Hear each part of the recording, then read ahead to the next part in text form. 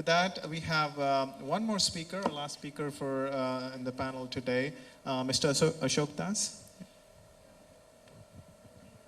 I think by now,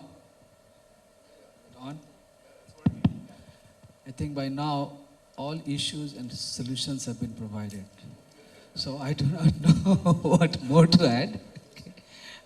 Mr. Jain definitely, Mr. Gupta really put the whole perspective. What was not touched is finance. Okay? Where do we finance these problems? The government, the DISCOM says we don't have money. We don't want rooftop. From the consumer perspective, why would I go for rooftop? Give me incentive.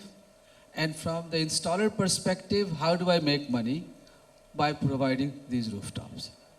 So all of these are essentially boiling down to commercial.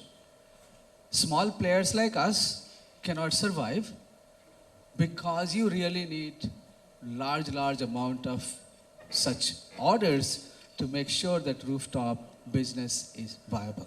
Okay. We work in microgrids, so we still believe that microgrid is a better solution. And rooftop need to expand its definition. Okay. Just by saying rooftop, all our policies have been mission-driven. Rooftop, and when you say rooftop, nobody thinks about anything else. I live in a multi-story community. I don't have roof. Where do we go and install these rooftops? Right? Most of these multi-story communities don't have. You want these to be mostly used in cities. Where do we have these roofs to install? If I use my roof, even my common area, electricity cannot be served. So what are those options? How do we really go about changing these rules so that the goals you have set, sir, but there are constraints. How do we manage that constraint? And that is where, as it was said, that DISCOMs need to own it. Unless DISCOM's skin is in the game, and DISCOM do not treat it as a stepchild that I am going to lose. Who is going to manage my this? I'm going to lose my tariff. I'm going to lose my money. How is it going to happen? And all of these are under the same power ministry, sir. So if the power ministry's left hand doesn't want to work with the right hand, how is it going to work? Forget it, that's what I'm saying, sir. So, but now you are under one roof, okay? So what really needed is the coordination within the government. The government has to make a conscious, integrated effort, not push this here and push that way. We are saying, DISCOMs, you become profitable. Here you are saying, MNRE, go put rooftop.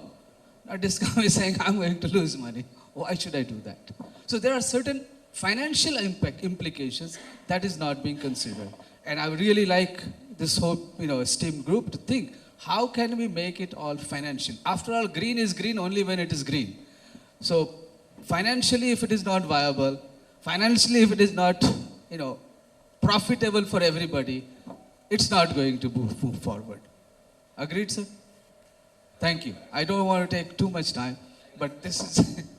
and as far as technology is concerned, sir, there is technology available. Technology is not an issue, and we should not even worry about it. Technology will come if there is a right business. For example, we know that the smart meters are not available. We made dumb meters smart. We have just developed a controller that makes dumb meters smart. I can get any data, I can control, I can do anything. We work in the villages also. So solutions are there. You have to have the right incentive and right goals to achieve. Thank you, Mr. Das. Yeah, I wish I'll give you a second. He has a point to add there. You did mention financing. The term bankability is an important aspect in solar. One of the things that I've learned from my former colleague, David Ginley from National Energy Renewable Lab, is bankability is a key factor in ensuring solar scaling. You might be able to do it at a small scale, but from scaling perspective and commercial bankability should be, I'm glad you brought that finance perspective into the mix. But also like to add one more, which is important aspect that is also missed by today is, and it's going to be relevant to India, and that is training. advanced training in terms of having the installers and people who are trained to install safely and maintain and operate those solar PV systems safely. That also opens new opportunities for new areas, for new jobs that people can consider. We are working with, example, U.S. Department of Energy Solar Energy Technology Office to really see what that model looks like and what we need to do and create new technologies or tools to really train people to be ready. So that when we unleash the solar, we have people with expertise that are also available to be able to maintain and operate that.